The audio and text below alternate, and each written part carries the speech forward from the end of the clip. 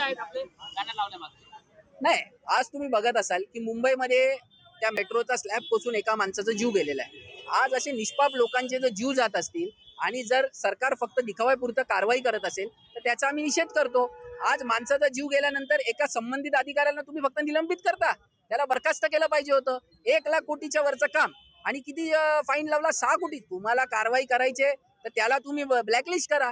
अशा दिखाव्यापुरतं सरकारने कारवाई न करता कुठे ना कुठे थांब अशी कारवाई केली पाहिजे, जेणेकरून येत्या काळात अशा दुर्घटना घडणार नाही आणि कुठलाही अधिकारी आणि ठेकेदार अशा कधी सुरक्षेच्या संदर्भातील कधी त्या गोष्टी करायच्या ते करेल आणि त्याच्यावर तो नजरअंदाज करणार. ठाण्यात देखील असे मेट्रोचं काम मोठ्या प्रमाणात सुरू आहे. या अगोदर देखील ठाण्यात देखील अशी एक घटना घडलेली होती, त्यामुळे कुठेतरी चिंता व्यक्त केली जाते. नाही, मेट्रोचं काम ठाण्यात सुरू आहे. आज ठाण्यामध्ये पण सुरक्षेच्या बाबतीत मेट्रो कुठलेही प्रिकॉशन्स घेत नाहीयेत. पहिला पण एक मेट्रोचा रॉड पडून इथे दुर्घटना झालेली आणि घोडबंदर पट्ट्यामध्ये अशी दुर्घटना वारंवार होते, पण ती छोटी मोठी असते.